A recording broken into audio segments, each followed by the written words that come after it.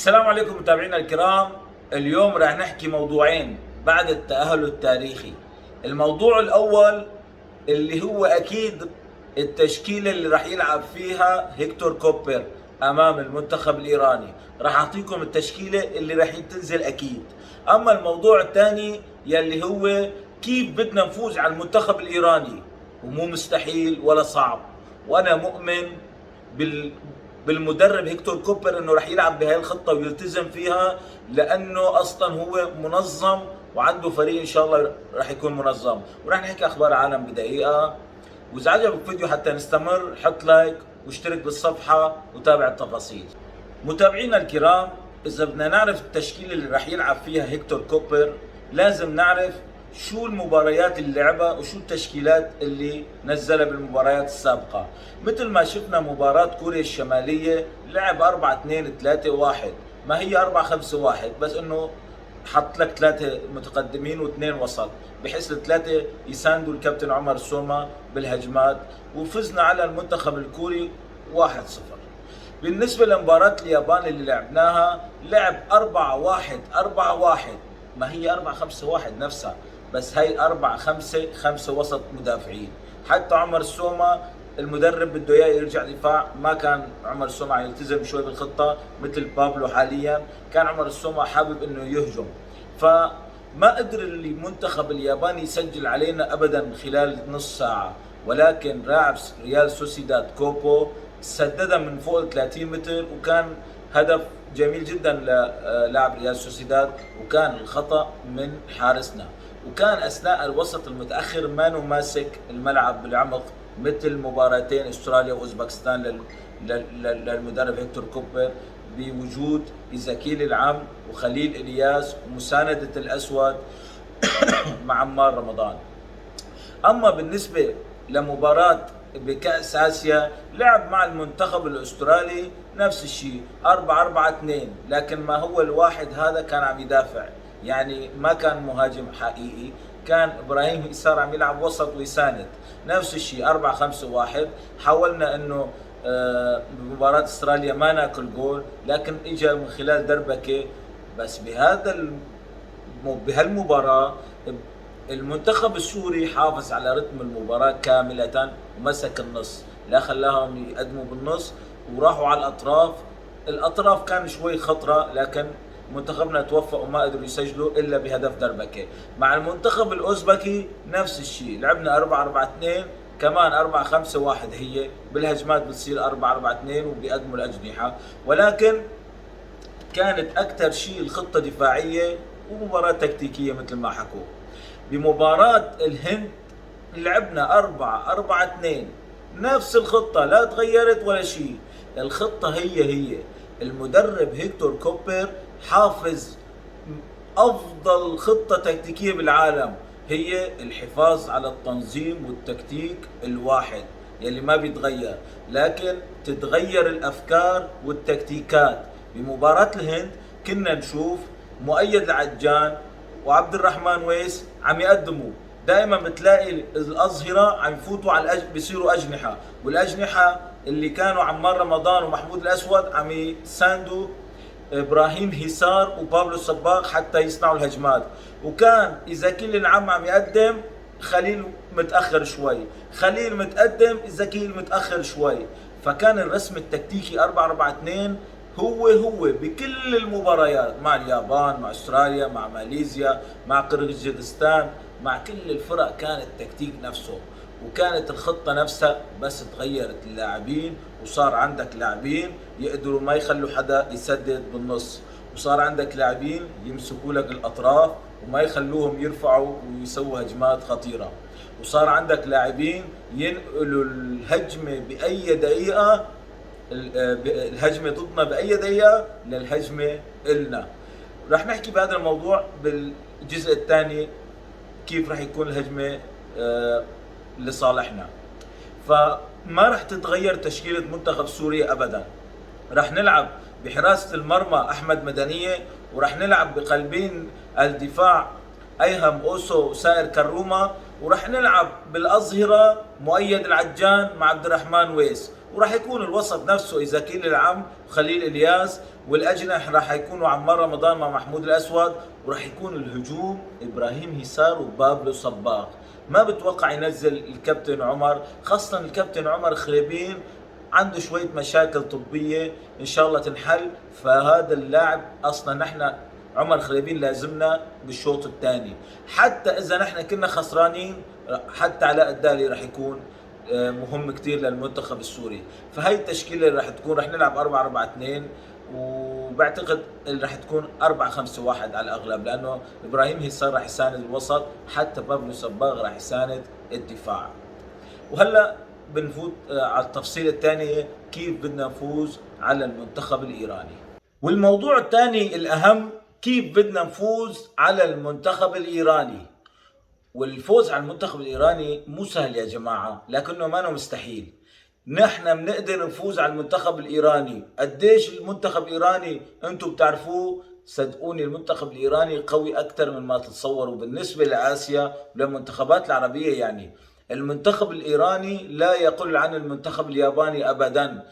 الفرق بيناتهم انه المنتخب الياباني اللعب التكتيكي عندهم اسرع، اما المنتخب الايراني بيتميزوا بجودة الباصات والكروس والبينيات والارتقاءات، عندهم القوة البدنية. لذلك نحن شلون راح نفوز على المنتخب الايراني؟ لما يلعب المدرب هيكتور كوبر الخطة التكتيكية اللي نحافظ فيها على مرمانا ودفاعنا، ما لازم حدا يزعل منها. هاي الخطة إجبارية. لذلك نحن كيف بدنا نفوز؟ بدنا لعيبة مثل التعمري ومثل علي جاسم يلي صنع الأهداف لأيمن حسين مهاجم العراقي. بدنا أجنحة خارقين. بالحقيقة محمود الأسود كان أداؤه جيد وتكتيكه جيد، وهو عم ينفذ تعليمات المدرب، ولكن مشكلته انه بطيء جدا. عندك عمار رمضان لاعب مهاري وسريع، لكننا نحن ما عم نشوفه، لا ما شفنا لحد الان منه هاي الفوتات على الجناح ويعمل لك كروس للمهاجم. بابلو صباغ ما عم يعني مين صنع لبابلو صباغ رفعات كذا؟ شفنا بالمباراة استراليا واوزبكستان اي هجمة منهم؟ ما شفنا الصراحة. كان في عندهم شوية اختراقات بسيطة، لكنه لعبهم بطيء جدا. نحن اذا بدنا نفوز على المنتخب الايراني هي شغلة واحدة بس، بدنا نلتزم بخطة هيكتور كوبر الدفاعية يلي هي 4-4-2، بس بالحقيقة بالدفاع بصير 4-5-1، وبالهجوم لما تصير 4-4-2 بدنا يا اما رمضان ومحمود الأسود يصنعوا الفارق على الأجنحة يكون عندهم شوية سرعة، يا أما بدال محمود الأسود يطلع عبد الرحمن ويز بدال الظهير يكون جناح ويعمل لك كروس، بتجيب هدف بتنهي المباراة وبتلعب دفاع. وإلا رح نلعب 90 دقيقة دفاع إذا ما قدرنا نحصل جول، وراح نخاف من سردار والطارمي بحيث يصنع الفارق. الخبر الحلو الجميل انه عم يقولوا سردار ازمون اجته وعكه وانصاب يمكن بالتدريبات، ان شاء الله يطلع الخبر صحيح، لانه المنتخب الايراني السر القوه تبعه هو سردار ازمون وليس مهدي طارمي. ليش؟ لانه سردار ازمون عم بيعمل لك بينيات وكروسات وباصات خفيفة وعالية، يعني شيء لا يصدق. هو اللي عم يصنع الكرات للمنتخب الإيراني. فإذا انصاب هذا اللاعب راح يكون من أجمل خبر سمعناه بتاريخ كأس آسيا من أول ما اجينا على كأس آسيا لحد الآن. فلذلك المنتخب الإيراني مو مثل المنتخب الياباني ولا الأسترالي. المنتخب الياباني بتميز انه يفوت بالعمق وطابات سريعة. المنتخب الأسترالي ما عنده اياها هاي، لا باصات سريعة ولا اختراقات بالنص ولا بينيات، هو بيتميز بروح على الزوايا وبيرفع. اما المنتخب الإيراني بيتميز بالتنتين، الباصات وكيف يدخل بالعمق ويعطيك بينيات من بين اللاعبين ويسجل، والرفعات والكروس اللي يسوي لك اياها. عنده لعيبه قوه جسمانيه يقدر يرتقي ويسدد الكرات. لذلك ما رح نلعب نحن نسكر اجنحه فقط، لا رح نسكر العمق كمان، ورح ندير بالنا كثير اذا لعب ازمون وزمالة بأزمون، فراح تكون إن شاء الله كثير كثير خبر جدا ممتاز للمنتخب السوري، أحسن من خبر صادق المحرمي اللي انصاب الظهير اليمين، وأحسن من خبر حسين الكنعاني يلي هو قلب الدفاع الإيراني أكل بطاقات ويمكن ما يلعب المباراة بدور 16. فهاي هي الطريقة اللي نحن نقدر نفوز على المنتخب الإيراني، نحافظ على الدفاع وعلى الوسط بقوة مثل المنتخب اليوناني، نفس مباريات مورينو، نفس مباريات أنشيلوتي، ونهاجم بالهجمات المرتدة، لكن لازم نستغلها. هالمرة كل الحمل عليك يا بابلو سباق. إذا ما نهيت لنا وحدة أنت أو إبراهيم هيسار أو عمار رمضان، يعني الصراحة ما رح نقدر نصمد قدام المنتخب الإيراني. ممكن تنتهي سلبية، لكن رح ينتهي الفريق ورح يكون لازم نكون محظوظين لحتى تنتهي السلبية. هذا هي نقطة الأمل اللي نقدر نفوز فيه على المنتخب الإيراني. ريال مدريد قدر يتغلب على لاس بالماس على أرضه ب2-1 بشق الأنفس، بعد ما كان خسران 1-0 جاب بنهاية المباراة تقريبا بهدف من فينيسيوس والثاني من تشاوميني. أما بالنسبة لبرشلونة خسر 5-3 على أرضه من فيا ريال، وكانت هي نهاية برشلونة، وأكل الأهداف الأخيرة بالدقيقة 99 و112 يلي كانت قاتلة. كانت هي نهاية تشافي يلي هو محب لبرشلونة وأسطورة برشلونة. المهندس تشافي قال بلقاء صحفي الأخير له إنه 30 مايو يونيو راح تكون نهايته، وأعلن فيها استقالته بنهاية الموسم. نحن كنا متمنين إنه يستقيل بنفس اليوم، أحسن له لبرشلونة، لكن هو بعتقد خفف ضغط عن حاله بالمباريات الجاية، حتى لو خسر بأبطال أوروبا حتى ما يلوموه، إنه خلص بده يطلع بنهاية الموسم. مانشستر سيتي قدر يتغلب على توتنهام لأول مرة في تاريخه على أرض توتنهام 1-0، وتأهل من دور الأربعة من كأس الاتحاد الإنجليزي. أما بالنسبة لكأس آسيا، طاجكستان ضل متقدم على الإمارات 1-0 للدقيقة 90.